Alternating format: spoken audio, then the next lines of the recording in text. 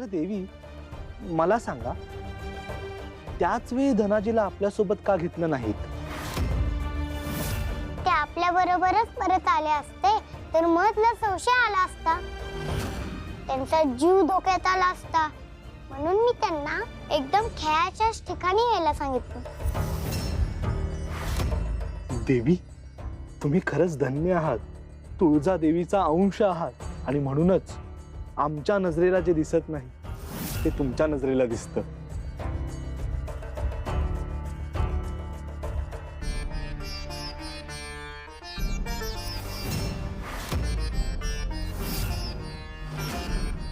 भाऊजी, असा हात का जोडताय तुम्ही हिच्या समोर? नाही नाही, ते भूक लागलेली ना, म्हणून जेवायला जाऊया असं म्हणत होतो त्यांना. म्हणजे तिला. बरं, चला, जेवायलाच बोलवायला आलते मी तुम्हाला.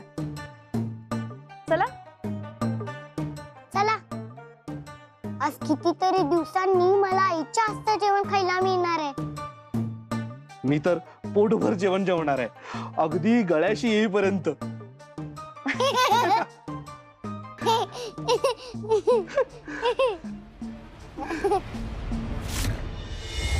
प्रचंड अपेक्षेने अफाट बळ देऊन तुला पाठवला होता, पण तू आमचा घोर अपेक्षा भंग केलास. मद आहेस तू, साक्षात अहंकार, गर्व, आणि तरी सुद्धा मूर्खासारखा अपमानित झालास, पराभूत झालास, आणि आमची मान तुझ्यामुळे खाली गेली. आता तुझी ती गर्विष्ठ मान अशीच वाकलेली राहील.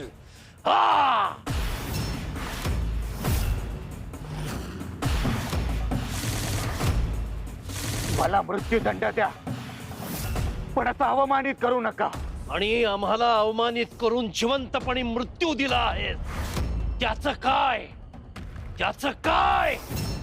इतर कोणत्याही कठोर शासनापेक्षा तुझा असा अपमान, तुझी अशी अवहेलना, हेच शासन योग्य आहे तुला. यापुढे तुझं अस्तित्व केवळ आमचं आसन म्हणून राहील. नाही असुर नरेश, ही अवहेलना मला सहन होणार नाही. मला आणखी एक शेवटची संधी द्या. त्या जगदंबेला तुमच्या पायाशी खेचत आणे, आणि असं नाही झालं तर आयुष्यभर आसनच काय तुमच्या पायातले जोडे बनून झिजत राहील.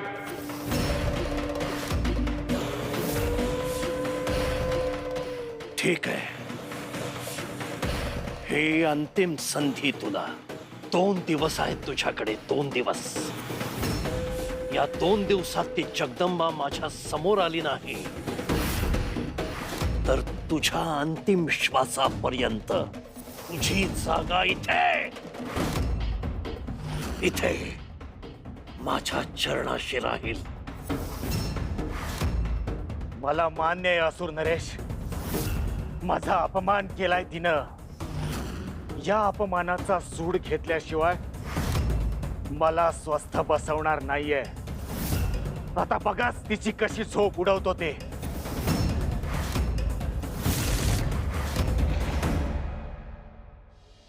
चला, शांत झोपा आता. छान झोप लागू दे.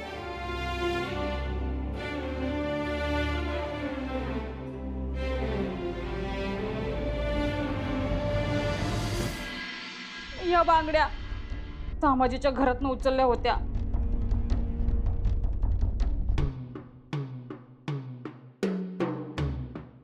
आणि या पाटल्या हिराजीच्या बायकोच्या आहेत.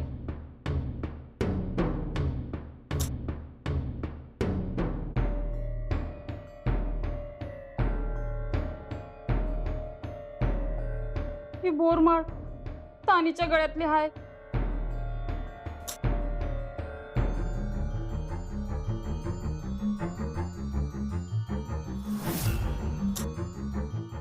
समजा द्यावं लागणार आमच्या उदार मनांच्या यजमानांच्या कृपेनं. खिशात नाही दमडी आणि समाजसेवा करायला निघाल्यात.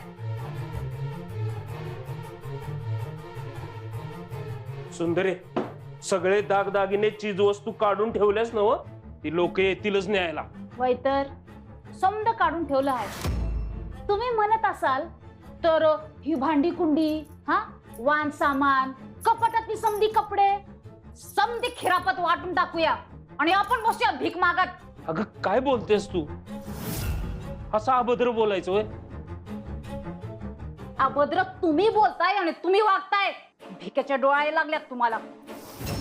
काय गरज होती स्वतःहून या दागिन्यांचा इशे काढायची? अगं जे आपलं नाही त्याचा मोह ठेवू नये ग. वय हे आपलंच होतं. मदराजांनी बक्षीस म्हणून दिलं होतं मला. मी मदराजाची चाकरी करत होतो तेव्हा समद गाव आपल्या विरुद्ध उभा होता. आठवतंय ना? मार खायला लागला असता, वाळीत टाकला असतं समध्या गावानं आपल्याला. अव मनुस ती माफी मागितली असती. दागिन्यांचा इशा काढायला कोणी सांगितलं होतं? नको तो मोह ठेवू नये सुंदरे. गावातल्या लोकांनी पै पै करून साठवलेले दागिने घालून त्यांच्या समोर मिरवणार होतीस वे. आपल्या लोकांशी असं वागू नये ग. जमल तेवढी मदत करावी. सुंदरे, आता देवीला शरण जा आणि समध्या पापांची कबुली दे. गावातल्यांची माफी माग आणि इथनं पुढं तरी नीट वाग जरा. आडलंय माझं खेटर. काय माफी बिफी मागायची नाही म्या. एवढीशी चिमुरडी जगदंबा, तीच समध्या रोगाचं मूळ हाय ठाव आहे मला. हे समदा खेळ तिच्या पायीच बिघडलाय. बिघडवलाय? ती आल्यापासून गावातलं वातावरण सावरलंय तिनं. तुला पण असंच वाटतंय काय की या गावावर मदराची सत्ता असावी, क्रूर आणि दुष्ट? तो दुष्ट इतरांशी होता, आपल्याशी नाही. आणि तीन काय दिवस त्याची सत्ता असती ना, भरपूर धन जमवलं असतं. जाता जाता आपल्याला श्रीमंत करून गेला असता. समद गावावर राज्य करता आलं असतं आपल्याला. डोसकं फिरलंय तुझं. तुला पण मदराजांसारखा अहंकार आलाय. एक दिवस असा उजाडल की मला काय बी कमी पडणार नाही. तुमचे डोळे पांढरे होतील एवढी संपत्ती असेल माझ्याकडं. बघालच तुम्ही. देवी आई, तिच्या डोसक्यातली ही धुंदी, राग, द्वेष निघून जाऊ दे. हिला जरा शानपणा दे ग आई राजा.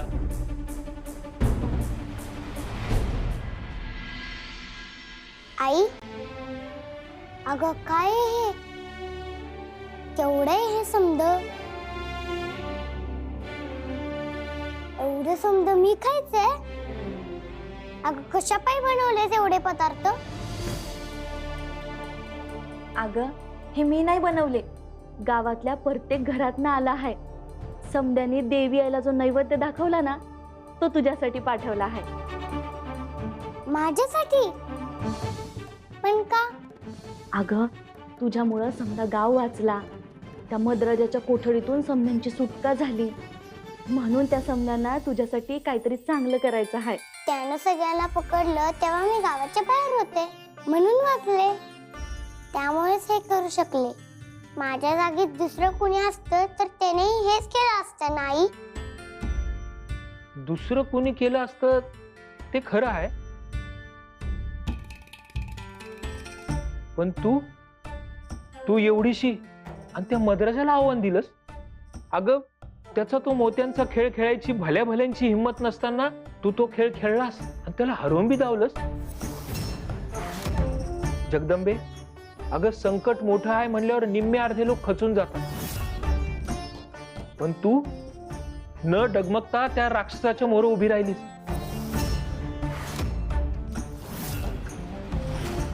आणि बाकीच्यांचं जाऊ दे, तुला जी युक्ती सुचली ती आम्हाला तरी सुचली होती का? म्हणून तुझं कौतुक चाललंय बाळा. खरंच कसं जमवलंस तू हे समज? तू जायच्या ग्रुपेमुळे. तिनंच मला विश्वास दिला, तिनंच मला मार्ग दाखवला आणि मी त्याचं वागले.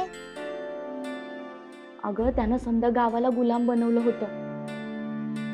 तू एकटी बाहेर जाताना, गावात परत येताना आणि त्या मदराजाच्या समोर उभं राहताना तुला भीती नाही वाटली का ग? भीती कशी वाटेल आई? तुम्ही कोठडीत असलात तरी तुमचा आशीर्वाद होताच की.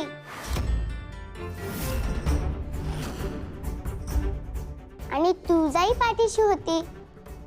तुमचा त्रास आटवला आणि लढाईची जिद्द मिळाली. काय जनक बाबा, येऊ का घरात? धनाजीराव, अहो या ना, या या या. काय आज गरीबाच्या घराला तुमचे पाय लागले? बस का? अहो तुम्ही कसले गरीब? ज्याच्या घरी एवढ्या मोठ्या मनाची लाख मोलाची पोरगी असेल तो कसला गरीब? अहो गरीब तर आम्ही.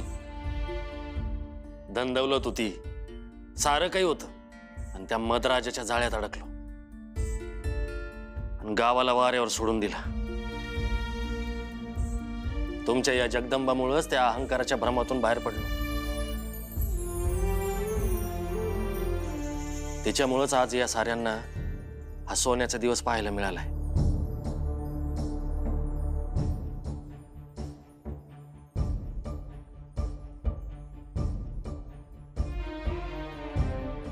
या भेट वस्तू तिच्यासाठी घेऊन आलो. तुमची जगदंबा लई खास आहे. जगा वेगळी आहे पोरगी, म्हणूनच आज देवळात तिचा सत्कार करायचं ठरवलंय. तुम्ही समदेने यायचे बरं का?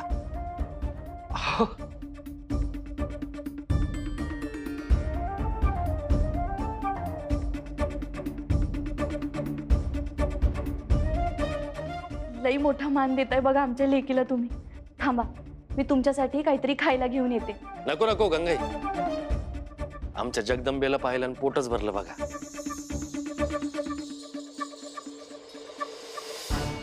आणि संध्याकाळच्या सोहळ्याची तयारी बी करायची.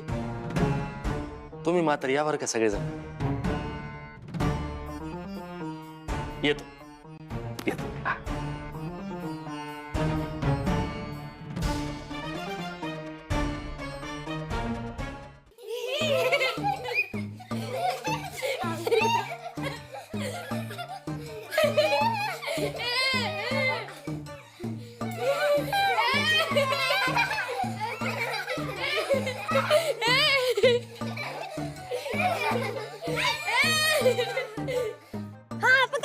जगदंबा ये, जगदंबा बाद झाली, जगदंबा बाद झाली. अरे थांबा थांबा, जगदंबा बाद नाही झाली आहे. आपण तिला आणखी एक डाव देऊया. आणखी एक डाव? अगं पण मी तर बाद झाली ना.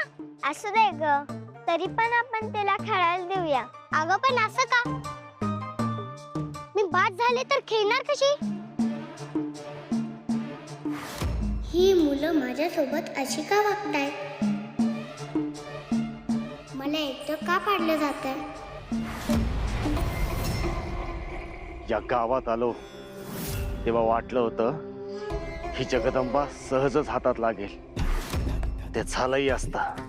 या एवढ्याशा पोरीनं आयत्या वेळी डाव उलटवला. सगळं गावही विरोधात गेलं. पण मी याचा सूड घेणारच. सगळं गाव आता तिच्या विरुद्ध उभं करणार. या गावाच्या मनात काय दडलंय हे आता मला कळलंय, आणि तेच माझं शस्त्र होणार.